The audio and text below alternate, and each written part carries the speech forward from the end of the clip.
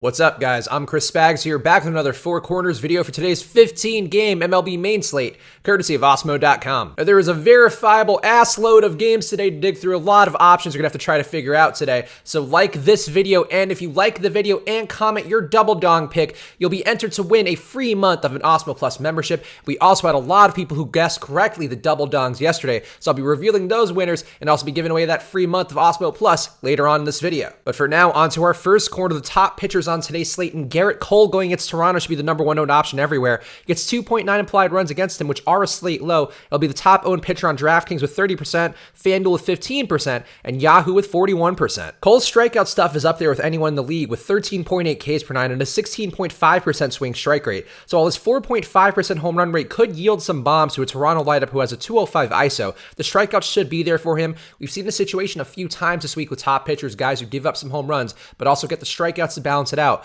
Garrett Cole has an insanely high strikeout ceiling today versus Toronto. I like the spot for him, and I'm willing to match the ownership as well. Max Scherzer should also be popular today with 3.1 implied runs against him. Scherzer will be the number 2 owned pitcher on FanDuel and Yahoo, and he'll be number 3 on DraftKings. Arizona should offer little resistance with only an 88 WRC plus and a 239 batting average versus right-hand pitching, but the strikeout spot looks less good than Cole's. The projected lineup's under league average 21.8% K rate. Scherzer is extremely talented, but when you're splitting hairs with high-priced pitchers, you got to take the better matchup, and I think Garrett Cole isn't a better spot overall, so I'd prefer him over Scherzer, but I don't have an issue with going to Scherzer as a pivot. And Eduardo Rodriguez versus Baltimore should be a popular, cheaper pitcher today with 4 implied runs against him. Erod's going to be more popular on SP2 sites, but he'll still have some ownership on FanDuel. Rodriguez isn't perfect with his 9.8 hits per 9 allowed, but his 10 Ks per 9 could pay big dividends at a reasonable price, with Baltimore striking out at a 28.8% rate and also wielding a paltry 133 ISO versus left-hand pitching. These Baltimore Orioles are not a good hitting team, and Erod does have the strikeout stuff to embarrass them today. I like the spot for Erod, even though he does seem like a guy who can also give up some production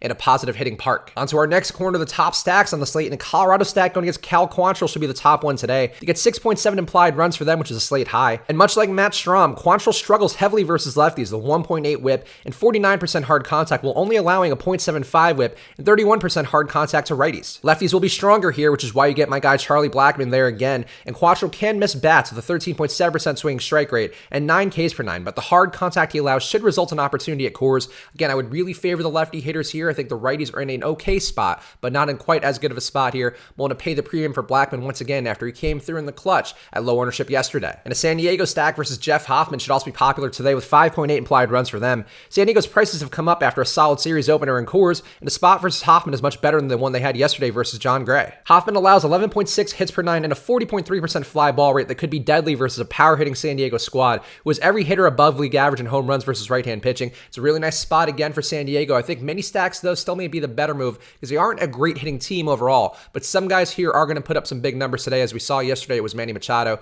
Could be anybody on that Padres lineup today because, again, a lot of guys here with a lot of pop. And a Cleveland stack versus Ryan Carpenter should also be very popular today with 5.2 implied runs for them. Cleveland's going to be a top-owned stack on DraftKings and FanDuel versus Carpenter, who has a sky-high 11.8 hits per 9 allowed, 5.8 Ks per 9, and a 6.6% home run rate. Cleveland's lineup is performing better, and they are worth the exposure, even though Jose Ramirez is still brutal with a 55 WRC plus and a .095 ISO on the year. That seems like bad chalk. It's one of the highest owned position players on the slate today. I still like Cleveland overall, and if you want to have some Jose Ramirez, that's fine, but right now he's projecting for sky-high ownership, one of the highest owned position players on the day. I'm willing to go elsewhere because he's just really not looking right this year. On to our next corner, the lower owned options on today's slate, and Boston stack going against Jimmy Yacobonis looks like one that I'll like a lot today. They get 5.6 implied runs for them, and Yacobonis cannot strike guys out with 4.6 Ks per 9 and a 6.1% swing strike rate, while the Baltimore bullpen behind him is just as bad, if not worse. Boston's projected lineup has a 279 batting average and a 201 ISO versus right-hand pitching, and in a positive hitting park, they could pile up runs today with prices that will keep ownership down.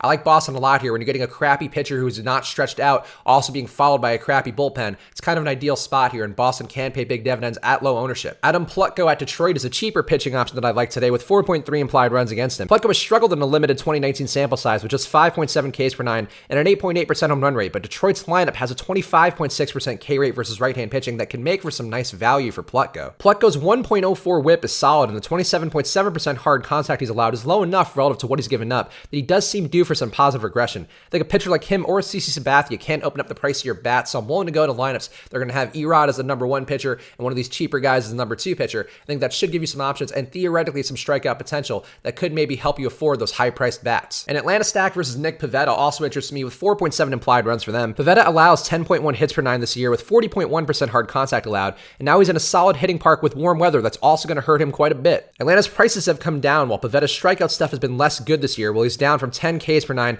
to 8.7 Ks per nine, and his home run rate is also up to 4.2% this year. Pavetta's not looking quite himself this year, and Atlanta's a really strong hitting team in a hot day and a nice hitting park. I like the spot for Atlanta here at low ownership. And Rich Hill versus the Cubs is also a bit interesting to me with 3.6 implied runs against him. Hill's price will make him low owned, but his 10.4 Ks per nine and the mid-30s fantasy point ceiling that he's shown this year can be a solid play. Going against the Cubs line who has a 27% K rate versus left-hand pitching. Hill struggles some with home runs with a 4.3% home run rate on the year, so guys like Chris Bryant and Javi Baez, both of whom have over a 162 WRC plus, can cause issues. But I think Hill's an interesting tournament consideration. If the top pitchers falter, Hill has that upside with a lot of strikeout ability. He's in a good spot here versus a Cubs team who does strike out a lot versus lefties. Now onto our last corner, the one-offs, and Jordan Luplow versus Ryan Carpenter's a one-off who interests me. Luplow's a solid value with a 7.3% home run rate and a 146 WRC plus, going against Carpenter, who has a brutal 7.6 xFIP versus right-hand pitching, while also allowing 44.6% hard contact. Luplow's going to be a lower-owned part of that stack with a guy like Jose Ramirez driving a lot of the ownership.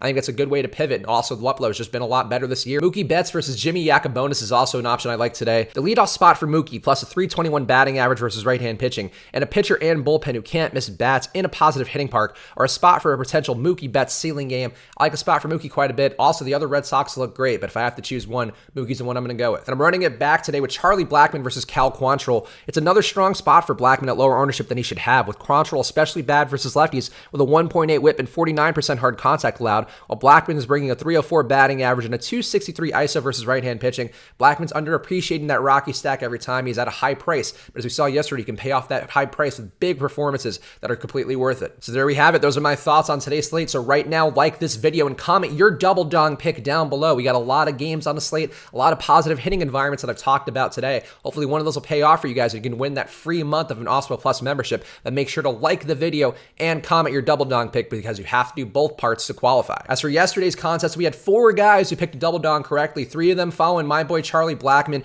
We had Alex Trujillo, Jim Meyer, and Uncle Sleep all picking them. And also we had Wise Will going with Cody Bellinger for the double dong, a very unique pick, one that didn't make sense on paper necessarily, one that came through. So I ran the number generator, and again, if you are leaving more comments here and participating more in the Four Corners video, you end up getting more entries when there is a tie for the double dong contest. And the magical Excel spreadsheet gave me Jim Mayer, so congratulations, Jim. Email me, chris@osmo.com, to claim your prize, that one free month of an Osmo Plus membership. Everybody else, great picks by you guys. I'm sorry I can't give away all the months to everybody, but you'll have more chances to win pretty much every day moving forward. But unlike the film Requiem for a Dream, you don't need a double dong to achieve your goals. You can also use that promo code Switch and Hedge for half off the first month of any Osmo Plus package. Get all the ownership projections, the rankings, the lineup builder, the deep dive column every day, the top stacks tool, a lot of things that I reference, a lot of things we talk about on all the shows on this channel. All those things are going to help you make better MLB DFS lineups now. So use that promo code Switch and Hedge for half off the first month or week of any Osmo Plus package. I'll be back on Live Before Lock later today with my buddy Josh Engelman, so subscribe, hit that notification bell to know when we go live. Of course, go follow me on Twitter and Instagram at Chris Spags. I'm here for you guys every day, so be there for me. Get a part of the team. Let's all talk on social media and have fun with it. So follow me on Twitter and Instagram at Chris Spags. And I'll be back on Monday with another Four Corners video, so enjoy your weekend, guys,